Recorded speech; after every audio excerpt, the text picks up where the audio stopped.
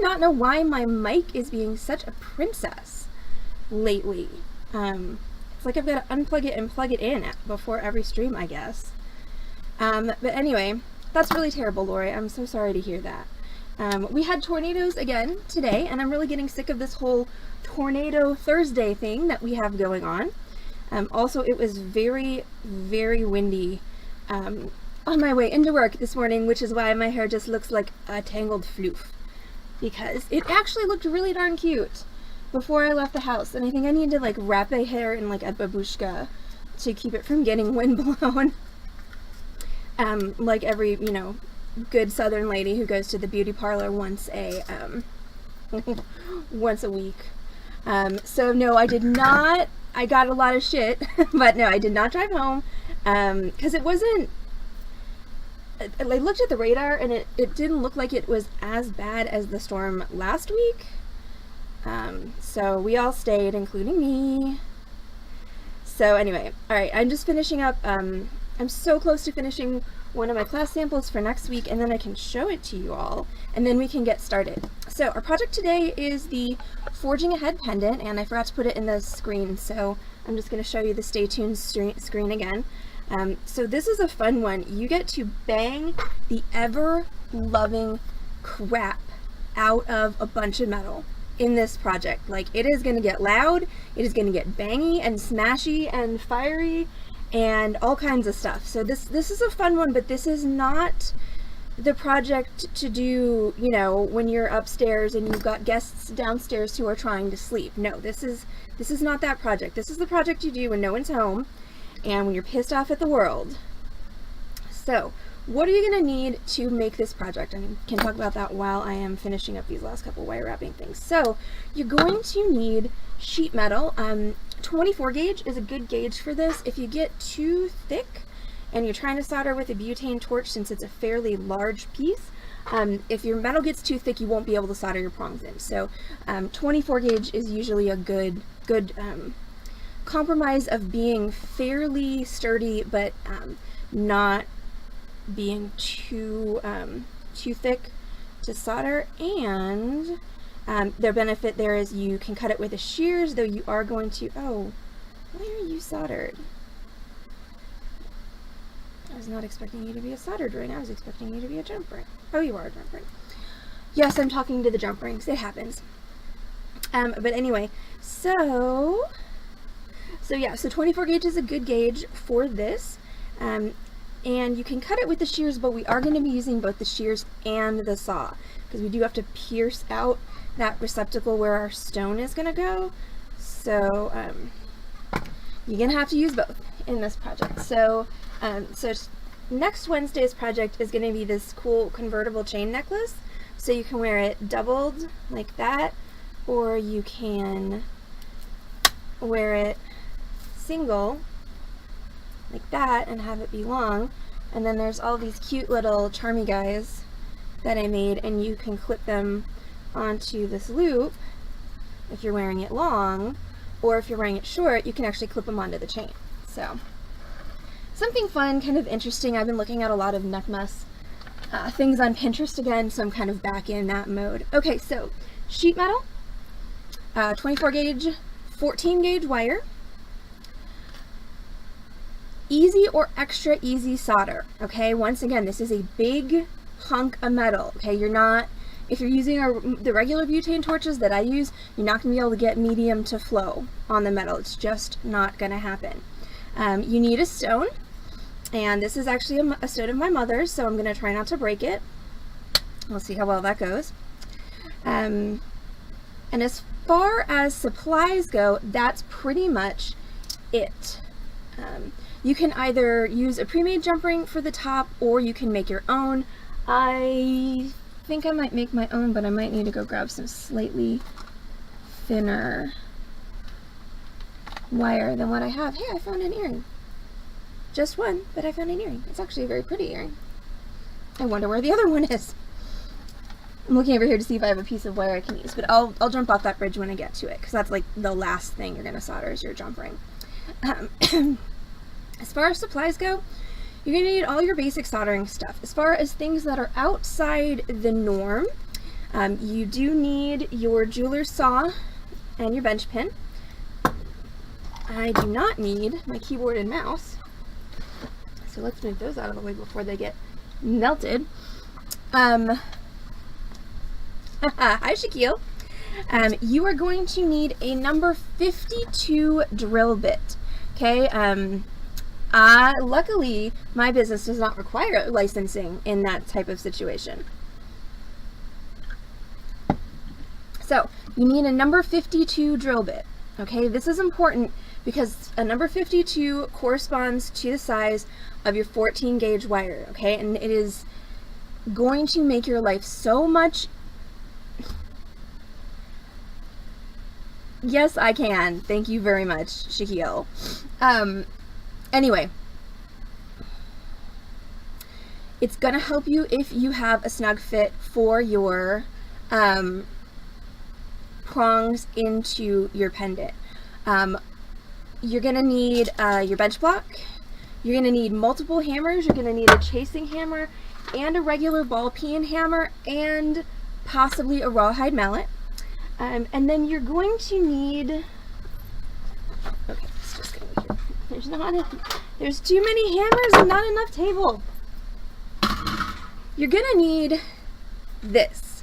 So this is my homemade version of a tool called a sinking stump.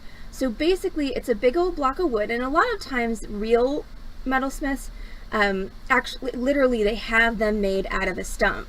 And you will combination chisel and burn, and usually they're much neater than mine are.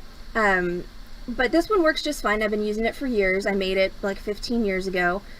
So you know, if it ain't broke, don't fix it.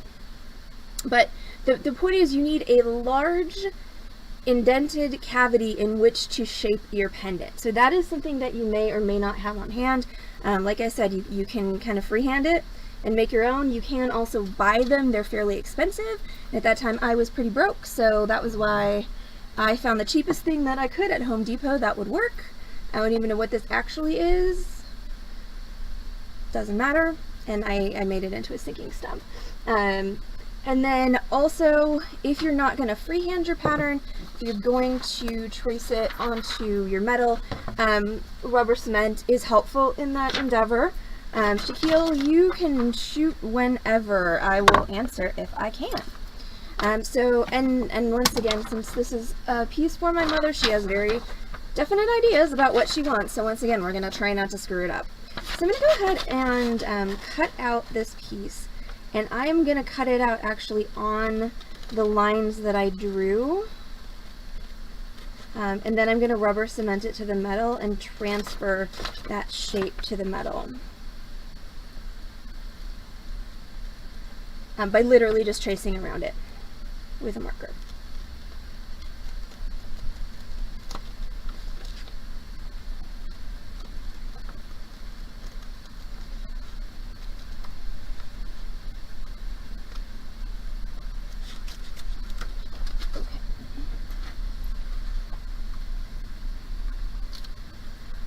Tall, yeah.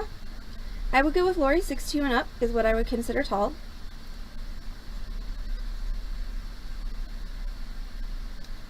I mean, but 6 foot isn't short. Like, I would consider anything between, you know, 5'10" and 6 foot to be average. And then less than 5'10" would be what I would consider not tall. Okay, so I'm going to place that onto my metal. Okay, don't need you anymore. Don't need you anymore. Do need you. Okay, so there we go. All right, so I've got my piece or my pattern on my metal, and I'm just gonna throw some rubber cement on the back of it. I don't need a ton because it's not like I'm gonna be sawing this out. I just need enough to stick it down so I can trace the pattern without it swirling all around on me. I'm just going to put a little rubber cement on the back of that. Rubber cement is great for binding things temporarily to metal because it doesn't leave a residue. Alright, so there we go. So now I'm going to go ahead and trace around it.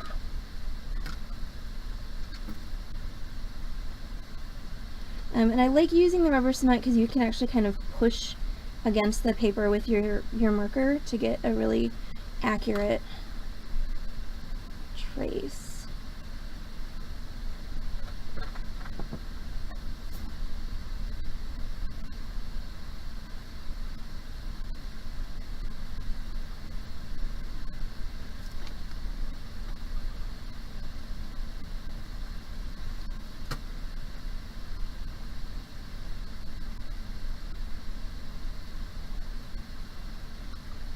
Alright, so there we go.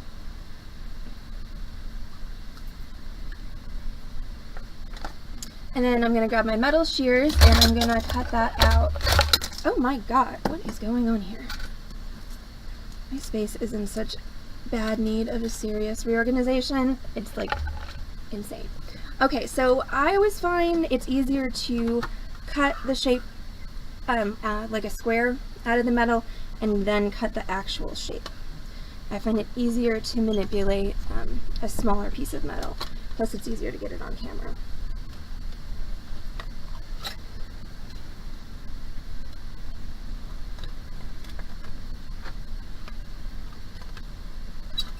Alright. Trying to put everything away as I use it because I have so many tools in so little space. Okay, so now I'm going to go ahead and I'm going to cut this out.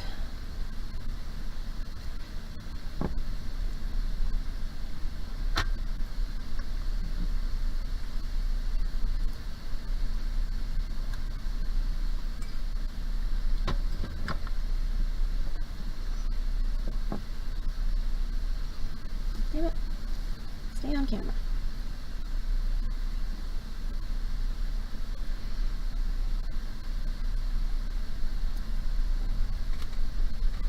That angle is rough. It's hard to get enough leverage with the shears at that angle.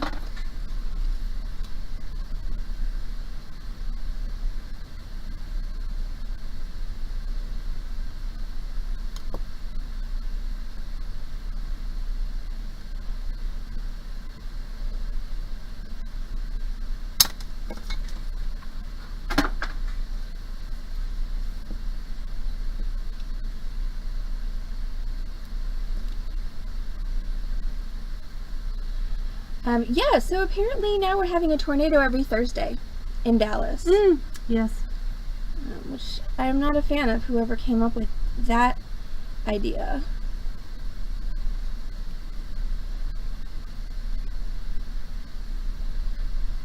It was not me.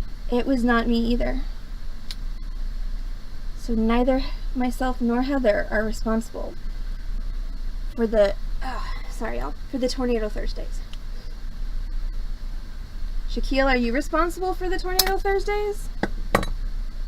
Okay, so now I'm going to check the accuracy of my pattern since I did kind of draw this freehand off of that pendant, and I always find it easier to look at the back. It's pretty good actually. Just gonna round this out just a touch. Okay, so at this point I'm not going to do any edge finishing on this at all because we are going to be, again, pounding the bejesus out of this, so it's a little premature to do any kind of finishing. Alright, I just made that worse, but we're going to go with it. Okay, so there's my shape.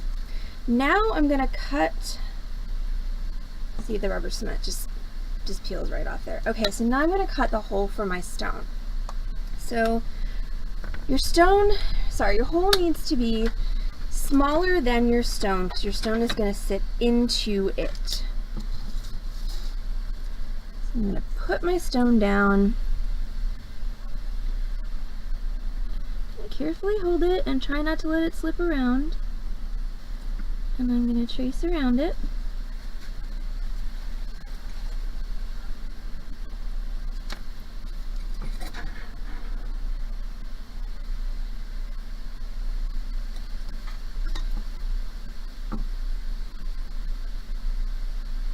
Not quite centered.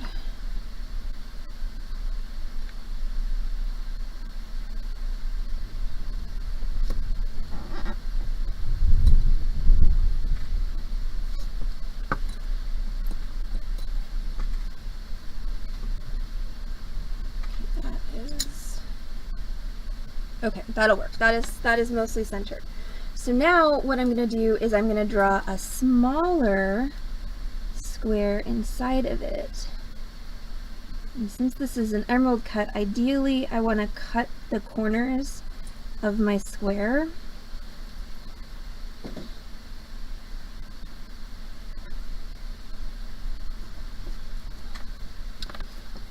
It needs to be a bit wider. This stone is fat. Stone is very fat, so I need to make sure that it actually will set in there. Okay, so this colored in area is what I'm going to cut out.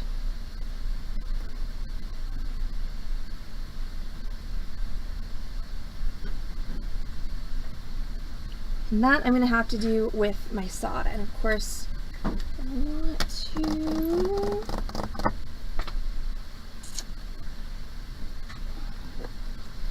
like I said, I need to cut the corners, and I want to clean that up a bit just so I don't get confused, so I'll be right back.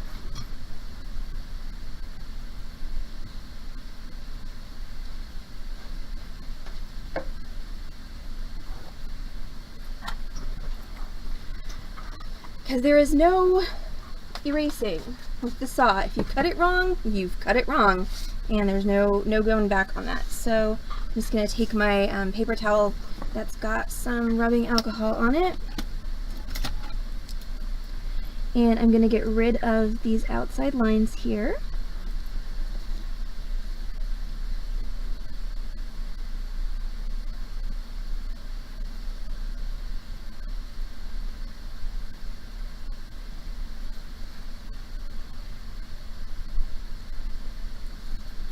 And that's too low down.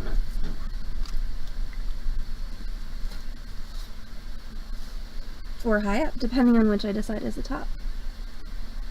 So we're just going to bring it down a bit.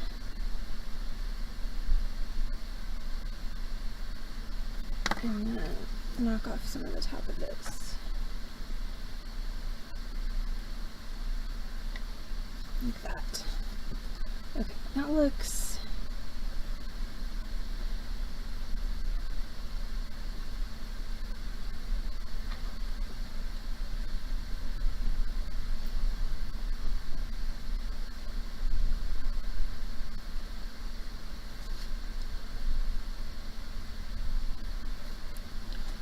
bring it in just a hair. Alright, we're going to see how that goes. And then I'm going to cut my corners. Just erasing.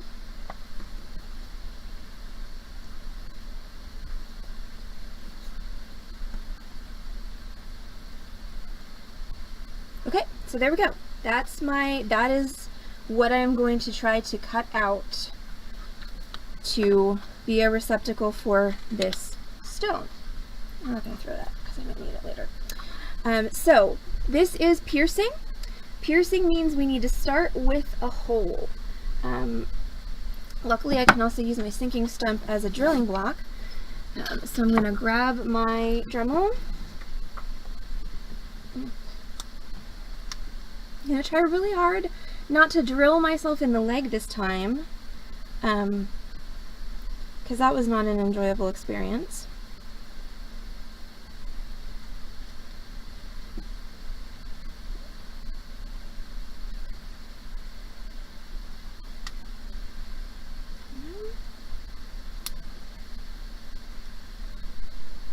Why are you not working right? There we go. Maybe? There we go. Stuck. Stuck. Alright, so I'm going to grab my size 52 drill bit, and I'm going to pop that into my Dremel.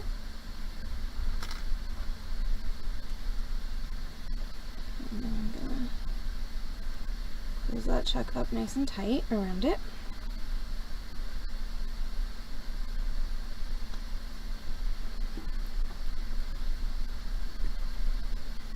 Alright, so let's get you on camera. So now what I'm going to do is I'm going to drill one hole somewhere within the margin of this black that I have used to delineate what I'm cutting out. Okay, so you want your hole to be within the portion of the project that you're going to be removing, okay? So we're just gonna...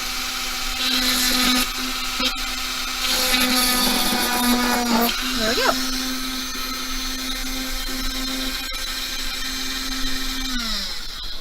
And I'm going to use my centering punch, if I can find it, there it is, to make some dimples when I do my prong drilling so that it doesn't do that skittering around thing that you just saw it do.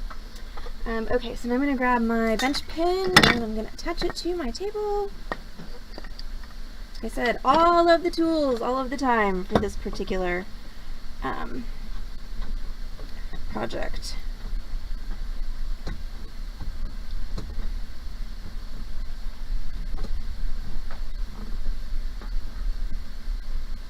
Alright, and then I'm going to scoot as far back as I can, which is not very far back at all.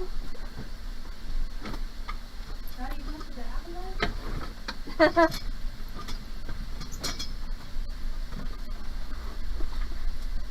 Actually, that's not that bad.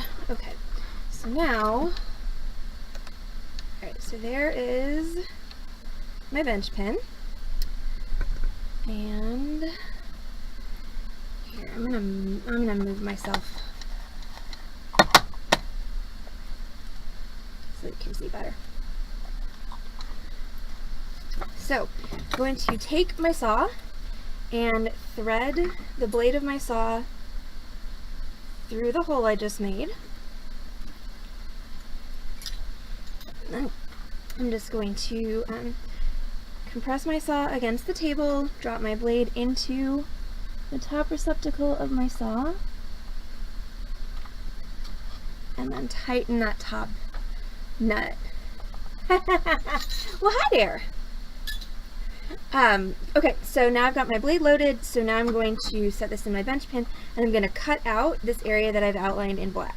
Or, not outlined, colored it in black, the opposite of outlined.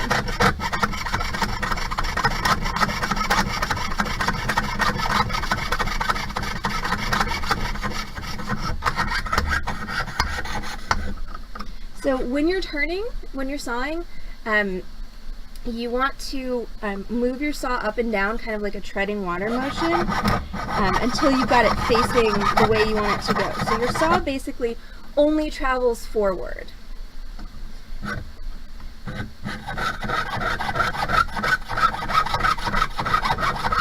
The key to sawing quickly is using the entire saw blade. A lot of beginners are very timid and will just saw with little tiny strokes. The more of the blade you use, the faster you're going to go. Alright, I'm about to come to my first cutoff corner. I'll try and move my fingers so that you can see that a little bit better.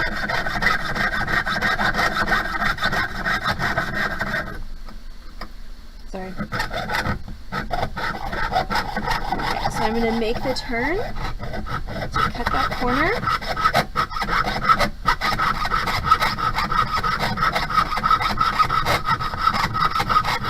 And then I'm going to make the next turn to go back on my straight.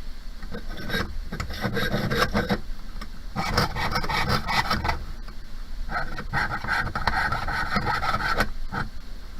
feel like the saw blade has seen better days. So when you're sawing, you want to make sure that you're holding on both sides of the V-slot of your bench pin. That's going to give you the stability you need to get a good, precise cut.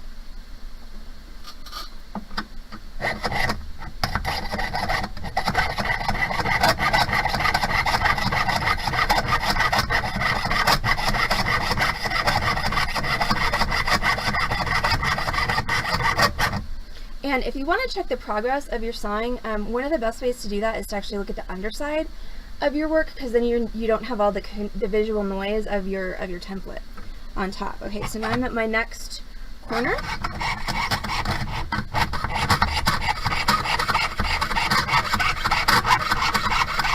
And on to my next straight. It's riveting, isn't it? I know, it's not riveting, it's sawing. That was a terrible joke. Terrible metalsmithing joke.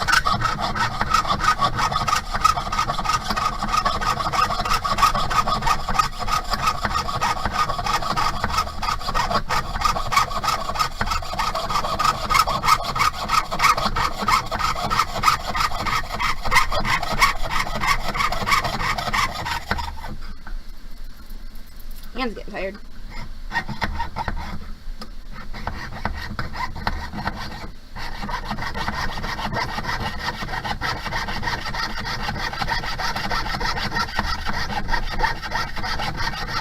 Okay, now last straight.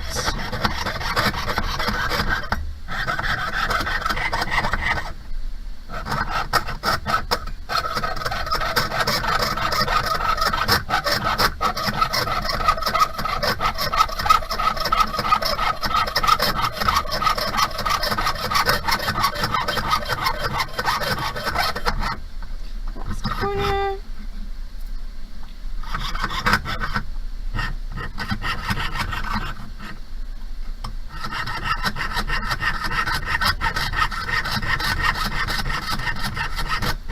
And then I just have to meet up with where I started.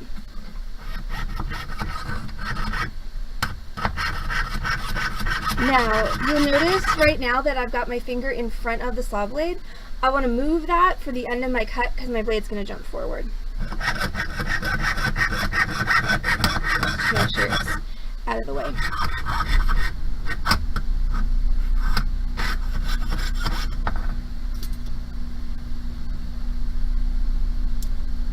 There we go. Alright, so that is my shape. Now,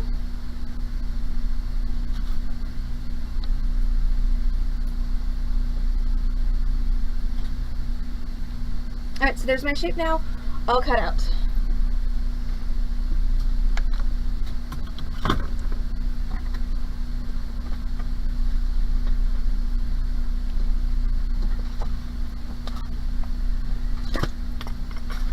Alright, let's see if my stone will actually sit in this receptacle.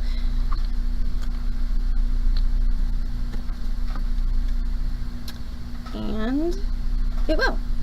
Okay, so that means that we have successfully accomplished the first part of this, that is the cutting part.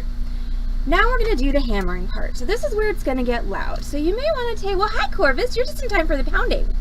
So you may want to turn the volume on whatever device you're using to watch the stream. You may want to turn that volume down a little bit because it's about to get real freaking loud.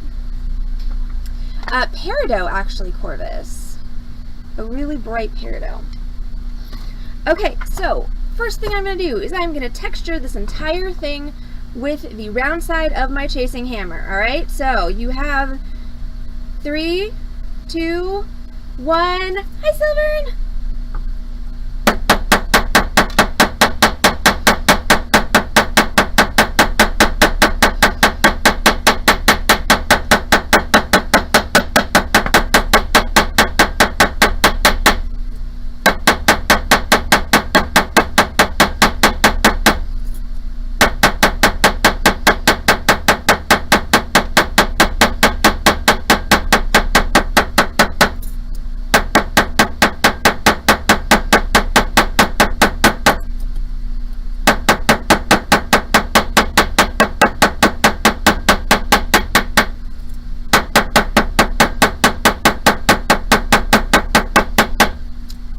Another tool I forgot.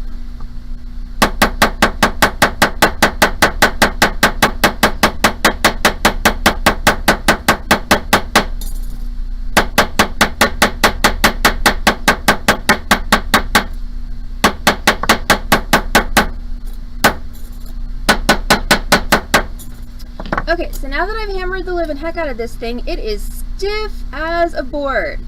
Okay, there's no way I'm going to be able to easily shape this or even drill it. So now I'm going to anneal it, which means I'm going to grab my soldering board and I'm going to pop that on my soldering board. And then I'm going to heat it until it turns a dull, glowing red, kind of an angy red. And then I am going to quench it in water, and that should make it softer and easier to bend.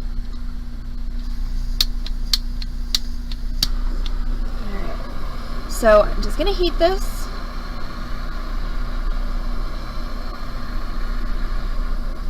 And it's going to take a minute or two because it's, once again, this is a really big piece of metal. You don't really have to worry about melting it. With this torch, it is almost impossible to melt a hole in a piece of metal this big. It just doesn't have the heat and the power to do it. So I'm just going to keep heating it.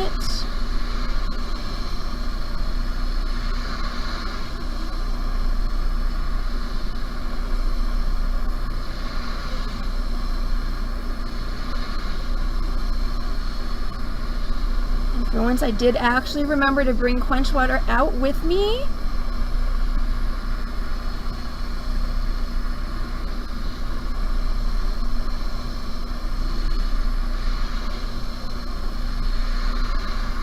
Hi, Dawn! Yes! Fire! Lots of fire and hammers. There will be many hammers. Alright, so now we're going to take that and drop it into my quenched water. Try not to hit your finger when you do that. And of course I got water all over my work surface, which is great since it's paper. Okay, so once it's gone in the quench water and you've heard that kind of sound, it's going to be cool enough to touch. So you can take it out and dry it off.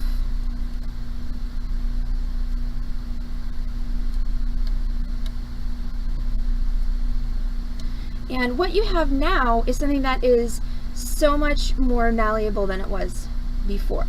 So now we're going to go ahead and drill those holes because we need to drill those before we shape this in the sinking stump.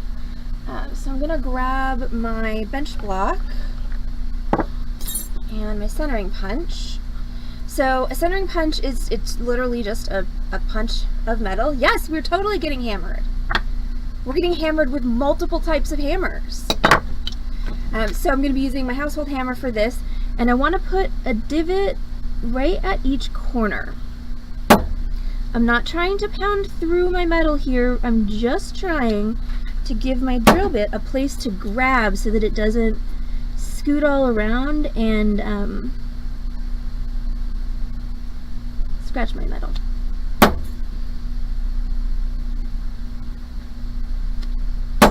Okay. So now we're going to go back to the drilling block, aka the sinking stump, and I'm going to use that same number 52 drill bit to drill these 4 holes.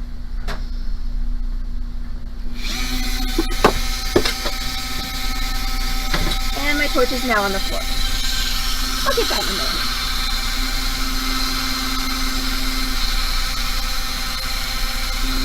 Oh, that's why you're acting weird. You're not in there straight. No wonder it wasn't acting right.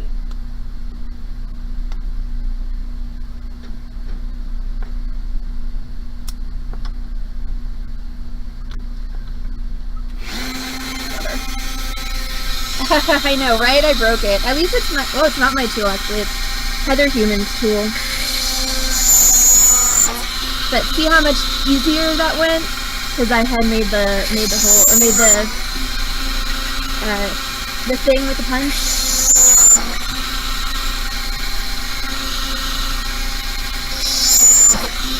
That's actually proper drilling technique. To do it. Yeah, shoot, Corvus. I'm going to retrieve my torch from the floor. Which is going to take a second, so fire away.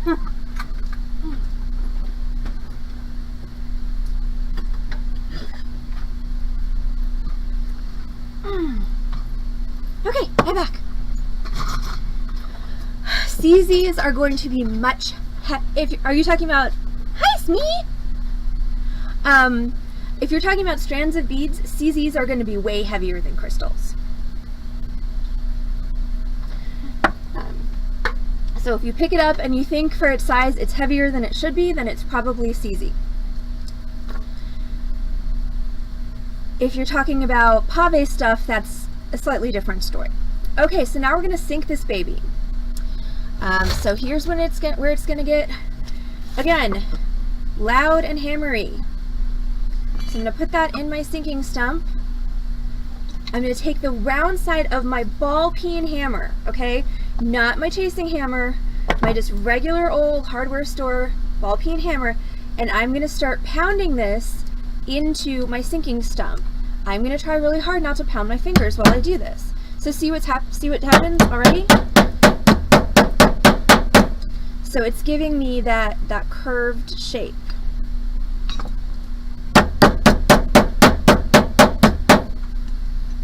And you can just keep rotating around until you get the shape that you want. Sometimes the edges will buckle a bit, so you may have to focus a little bit of extra oomph on getting the edges.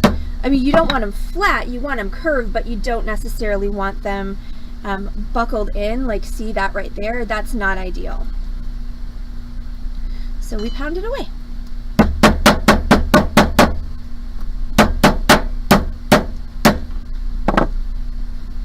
Okay, I'm pretty happy with that. Right now it kind of looks like a little guy though who's very surprised by something that just happened to him.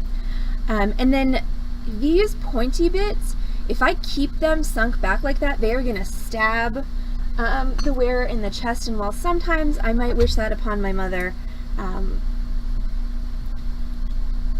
do want, to give you guys accurate instructions.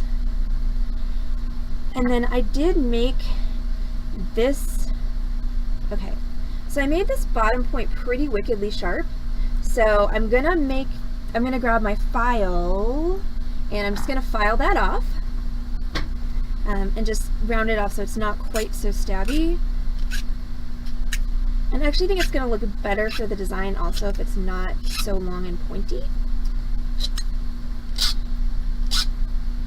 Yeah, okay, so that's I think a better look for this. And the proportions on the top one are better. I'm just gonna knock it off a little bit, knock off that point. And then there are a couple of areas here that I would really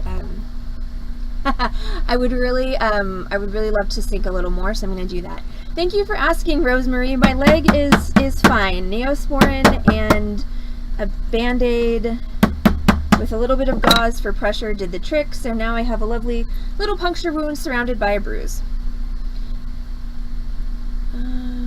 Okay, and then a lot of times I don't completely love the shape that the sinking stump makes, so I will take my rawhide mallet, get on camera, and, well, it's too late.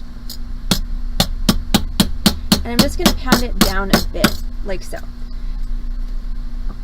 And that's, alright, and so that's how you get that kind of organic, slightly domed shape using just hammers and tools.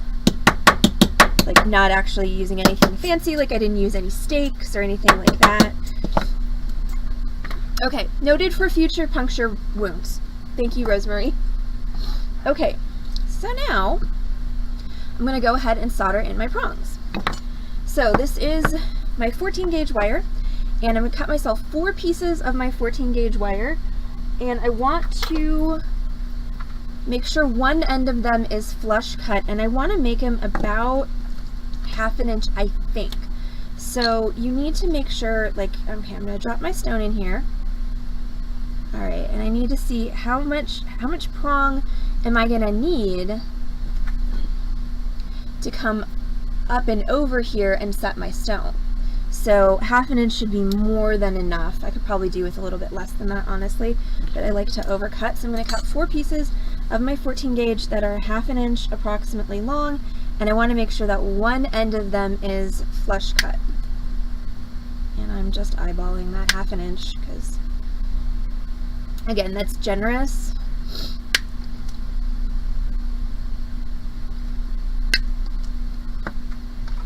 And then I'm going to go ahead and set the flush end of my wire into the hole. And ideally you'll have to wiggle it a little bit because it's gonna make your life so much easier if you don't have to worry about it falling out while you're soldering it. Yes, me, when are you coming to BD again? So my favorite technique for this is I'll use my hand, my finger, as kind of a backstop for this. That way I can feel when it's coming through. You don't want too much extra on the back because whatever's extra on the back you're going to have to grind down.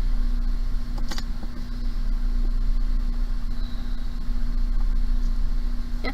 I like wherever we want. Okay, so that one punched through a little too much.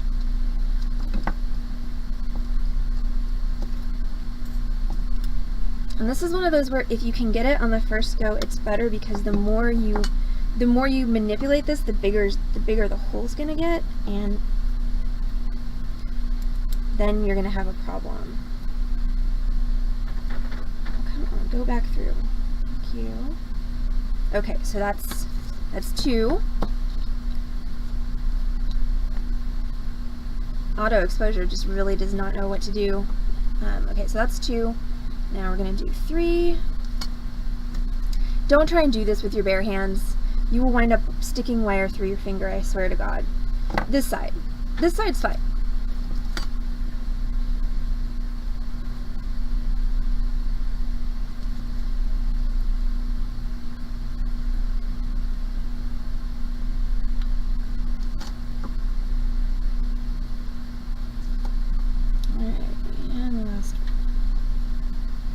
Okay, so this is good. These are all in here nice and tight, and none of them want to fall out when I turn it upside down. That is going to mean that means our soldering is going to go really quickly and easily, knock on wood. So back to the soldering board, and so now I've got this little dude. He's just sitting up on his little leggies, and I'm going to flux these 4 points where my wires are coming through. And then I'm going to cut myself 4 pieces of easy solder. Easy or extra easy, either one will work. I don't know why my camera is not focusing.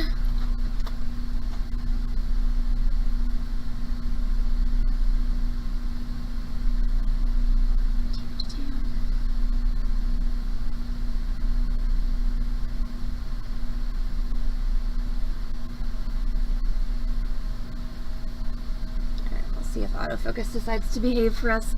Alright, 4 pieces of easy solder. They don't have to be giant, but don't make them super teeny either.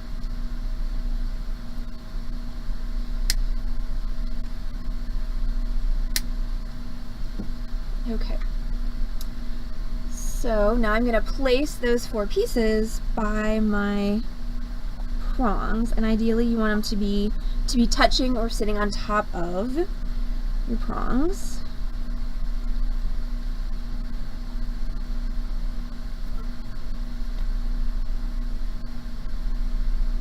Okay, and then I'm going to take my newly retrieved torch and I'm going to heat that until my solder flows. And ideally, when it flows, it will solder those prongs into those holes that I made. So whenever you're doing something like this, rather than just soldering a prong onto a piece of metal, if you can solder it into a piece of metal, it's going to be so much sturdier and more secure. I know that's not always possible, but just generally speaking, that's the best way to do it. So I'm going to need to heat the bejesus out of this.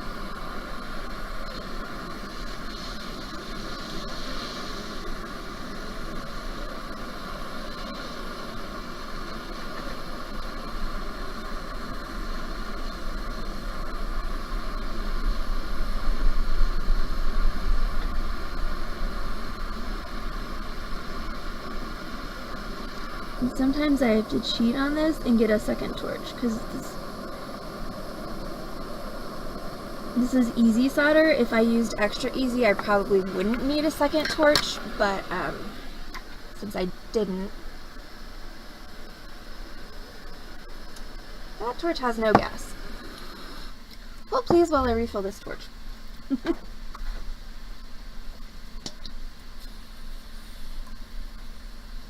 Well, Amy, come on. You can come whenever you want. Oh, hey, more people. Welcome to Forging Ahead Pendant. So for anybody who's like, what the heck is this chick doing with torches and fire? The pendant that we are making is this design. And so I've completed most of the steps. I'm on one of the last steps, which is going to be soldering the prongs. And then I am going to drill a hole and solder a jump ring on there. But first we got to get these prongs soldered on, or soldered in.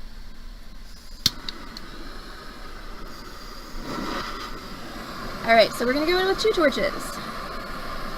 2 torches, more heat than 1 torch. And it also helps you you can use one to just kind of do area heating, and you can use the other to actually focus on the joints. Because this is just a big old heat sink.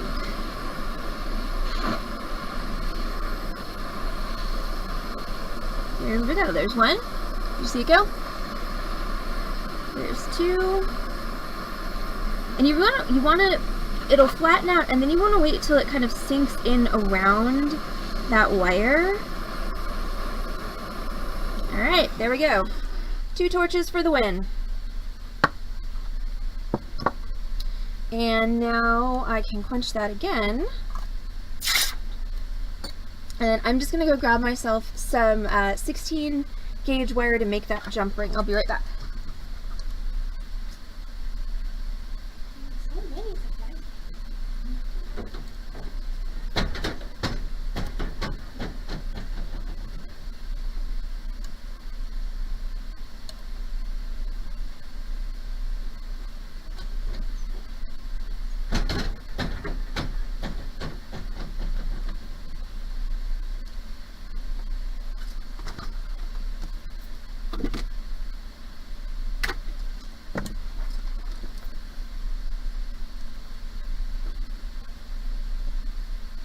You don't have to do a jump ring on this. You could do like a bail on the back as well if you wanted to.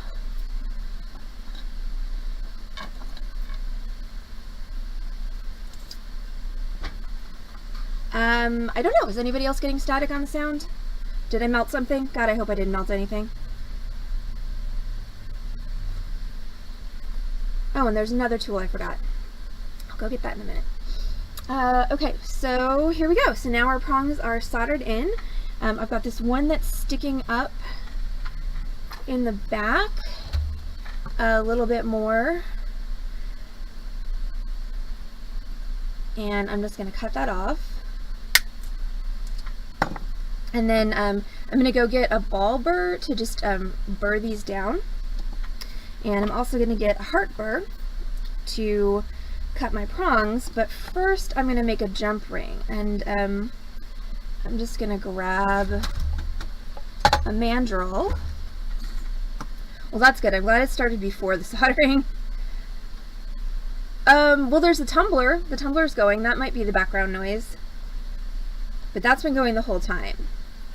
So I'm just going to bend this around with this mandrel to make a jump ring, like so.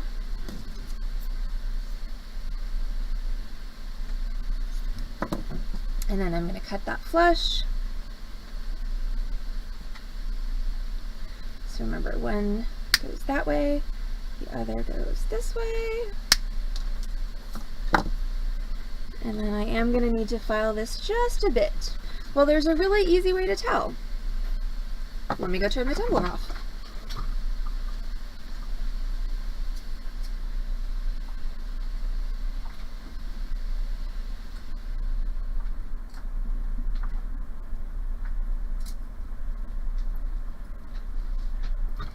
Okay, tumbler is off. Okay. Alright, we'll leave it off until the end of the tutorial. We're pretty close to done anyway. Alright, I'm just going to file this real quick.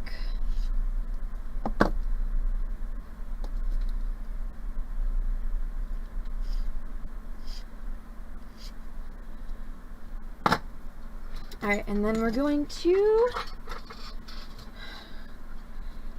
drill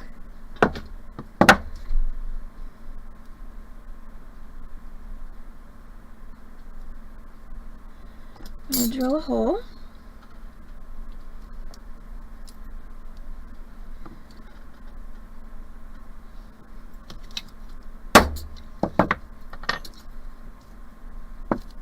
After the hammering, it just seemed louder.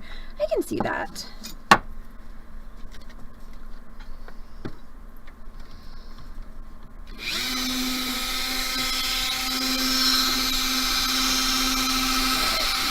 pop that hole in there. There we go. And the reason that I went and got 16 gauge wire to make the jump ring instead of using my 14 is because the jump ring, unlike the prongs, you want to move in the hole. Like, you want it to have some swing in there. So, see, swing. And then I'm going to go ahead and close that up and solder it closed.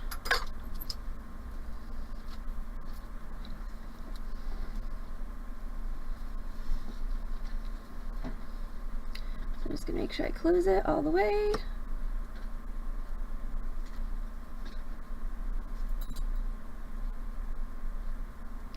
Because if it's not touching, you can't solder it closed.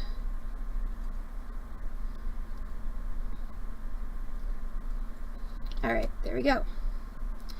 So now, last solder of the night.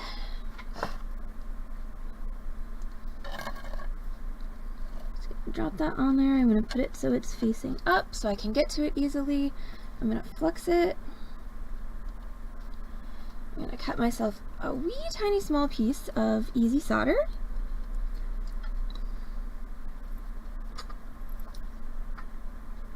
Don't need much to close the jump ring. And I'm just going to set it on my board, and I'm actually going to pick transfer that over. There it is. Hold on. So I'm just going to heat up my solder, scoop it up on my pick, attach it to my jump ring, and voila, soldered jump ring. Alright, and we can let that cool down on the block this time. Alright, so that's it for the soldering. Now but we're not done yet. So we still have to set our stone.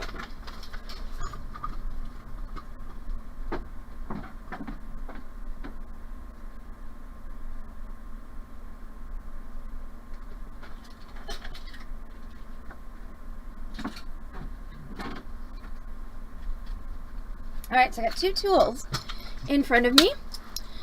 This one is called a ball burr because it looks like a ball.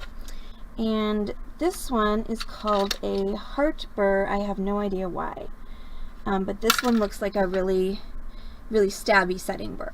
So I'm going to start with my ball burr in my Dremel to just make sure that these here are nice and smooth.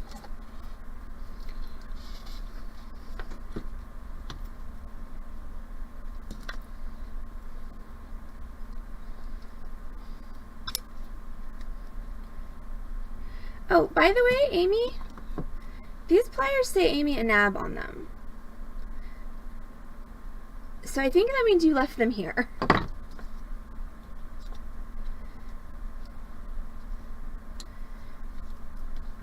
Okay, so I'm just gonna grab my ball burr and, well, I'm taking good care of them for you. And I'm just gonna grind down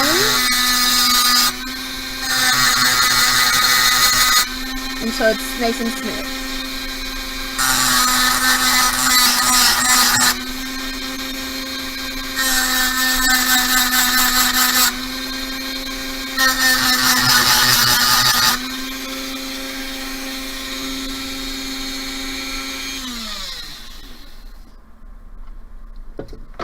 Oh, you left your good cutters here? Those I haven't seen. Okay, so now we are gonna set the stone. So I'm gonna take my stone, and I'm going to drop it into my prongs, and my prongs are a little tight, so I'm just going to take my chain nose and I'm going to flare them out a bit so that really autofocus. What is your problem? Okay. So I'm going to open them up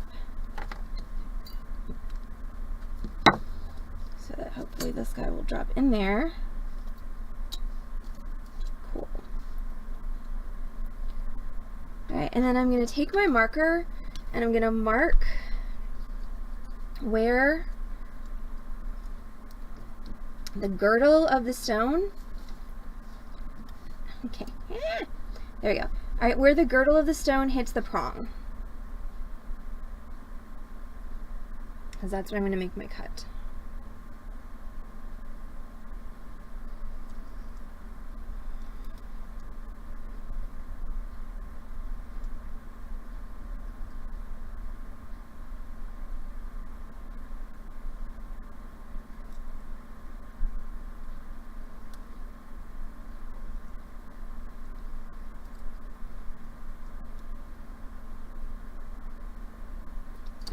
A little wide, but that's okay. Alright, so now I've got 4 marks, which you probably can't see because it's black Sharpie on oxidized metal, but there are my marks. So I'm going to cut on the inside of the prong a notch using my heart burr, and that's what's going to hug the girdle of my stone. Now, at this point, I would probably stop and polish this up before doing my cuts and setting my stone. So since I used bronze, I would need to pickle this until it was clean.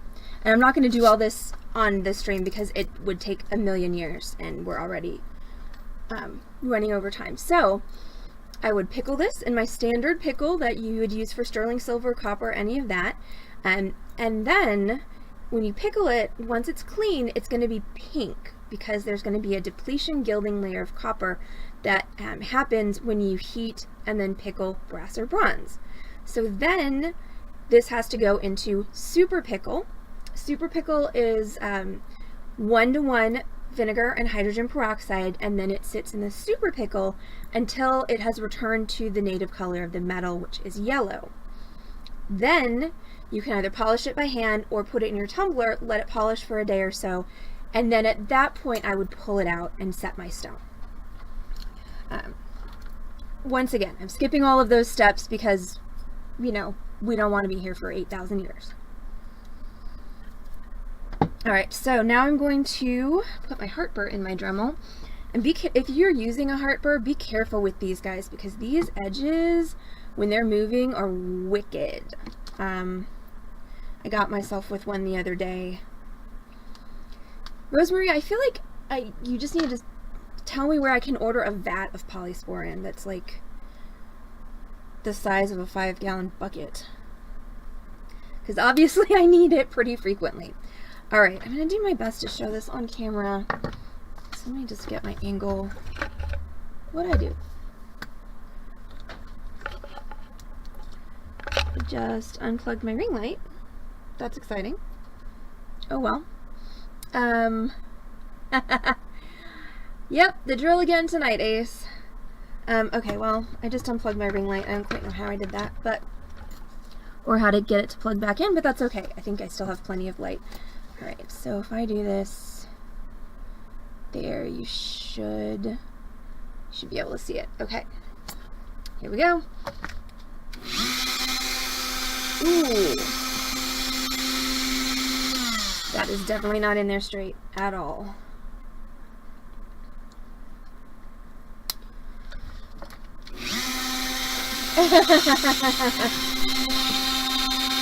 Alright. So I'm gonna see where my mark is, and I'm gonna cut on the opposite side. And I want to cut about halfway through my prong. So can you see that notch I just made? Yeah, okay, you can see it kind of shiny there. So I'm going to do that on all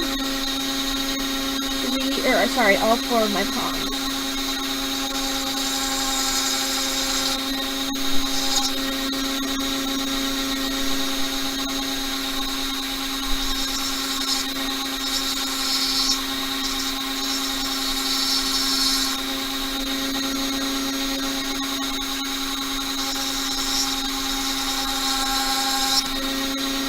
Okay, so there we go, 4 notches.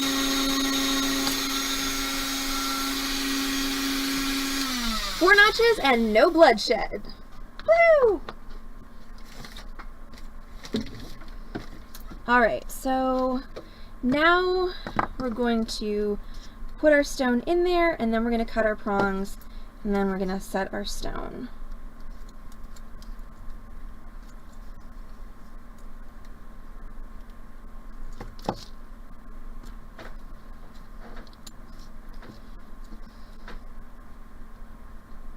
Not bad. Alright, so there's my stone. It's in there.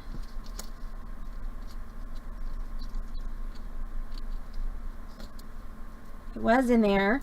Come on, you dropped in there so nicely just a minute ago, and now you're being a pain.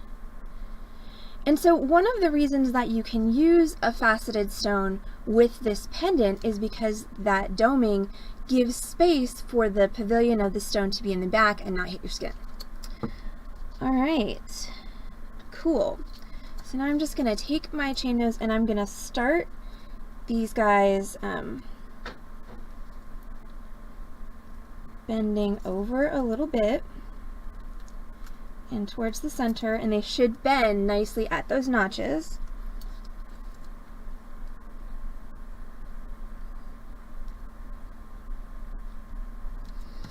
And then I'm going to just kind of slip my stone in there and get it set.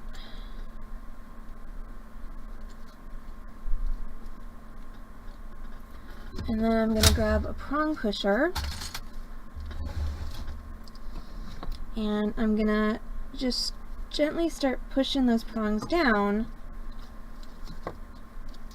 over my stone. And when I said gently, like, I pushed that one down and it shoved my stone all the way to the other side, which is not what I wanted. So we're going to lift that one up a little bit. So you just kind of got to go gradually with this.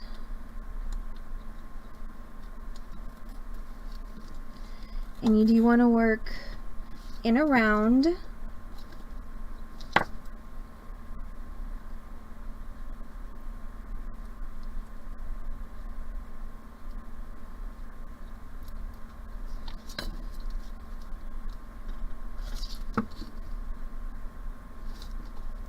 Okay, my stone's not, there we go.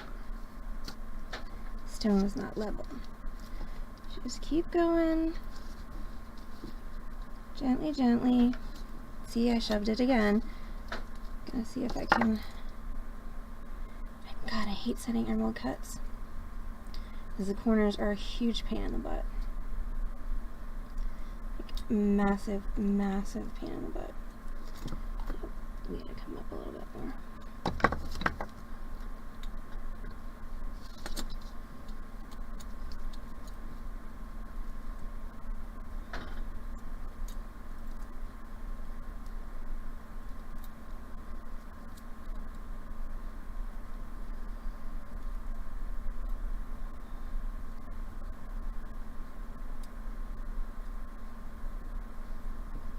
Okay, una más. I'm gonna hold it this time. Just little down, little down, little down.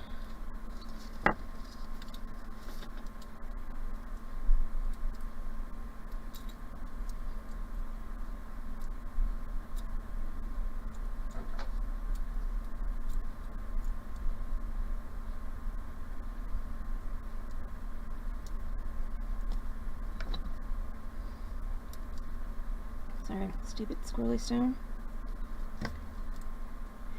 This is so much easier with a round or an oval stone.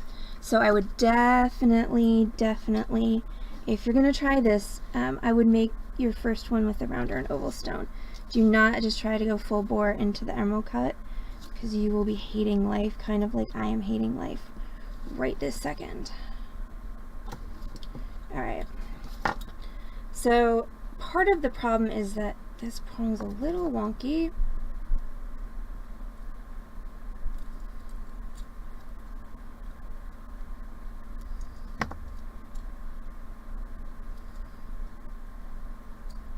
I know, Corvus, the cut is so pretty, but they just are hateful sometimes.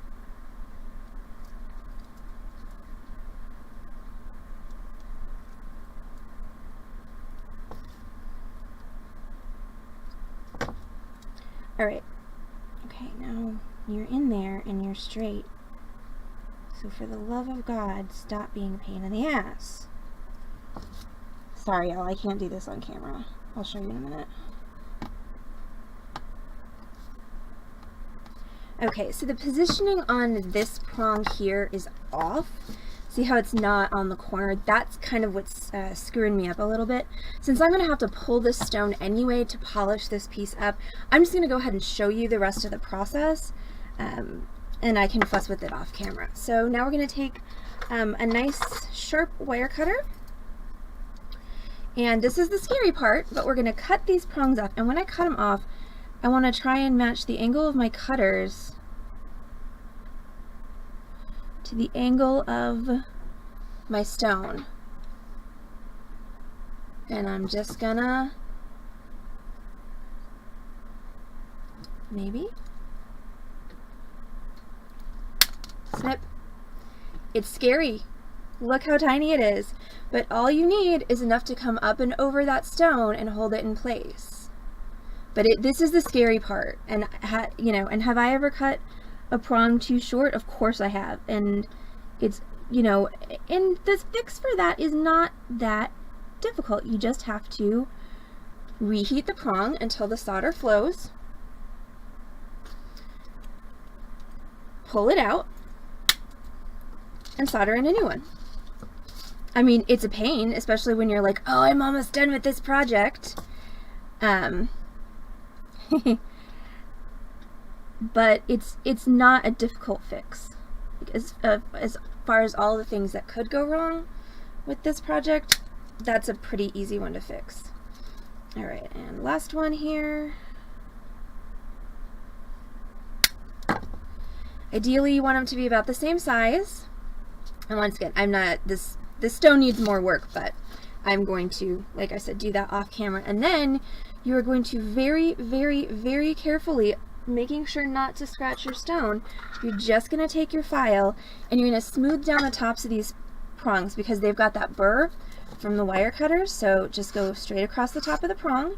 As long as you just ride the prong, you're not going to scratch your stone. You don't have to worry about it as long as you're just going straight across. And so I'm just running right parallel to the top of my prong. So just don't tilt your file at all and you're fine.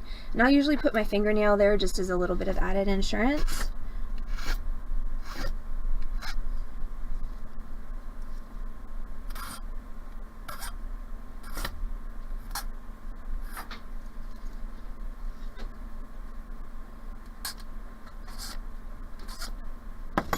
Alrighty.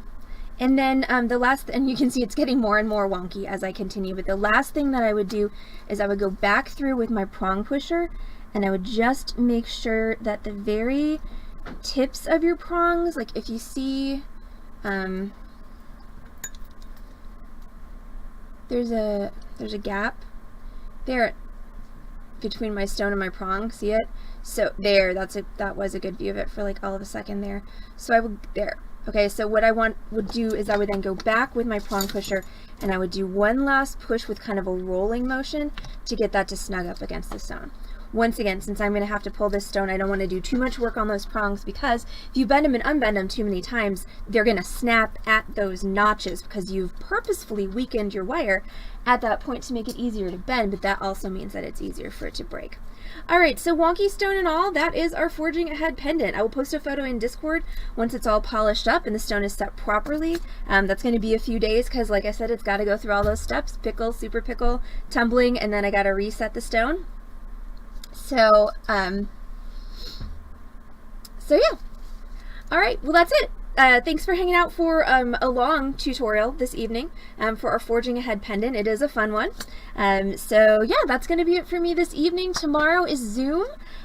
Tomorrow is also my mother's birthday observed, so I may or may not make it to Zoom. I'm hoping I do, because good God in heaven, if I'm not done with my mother by 6 p.m., there might be murder that happens. She might not actually see her actual birthday, which is on Sunday.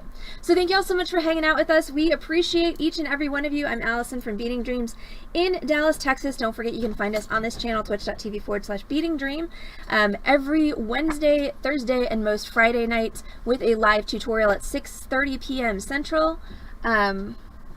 6 p.m. Central. I was just 30 minutes late. And then a live merchandise sale every Saturday at 6:30. So everyone have a good night, and we'll catch you later. Bye.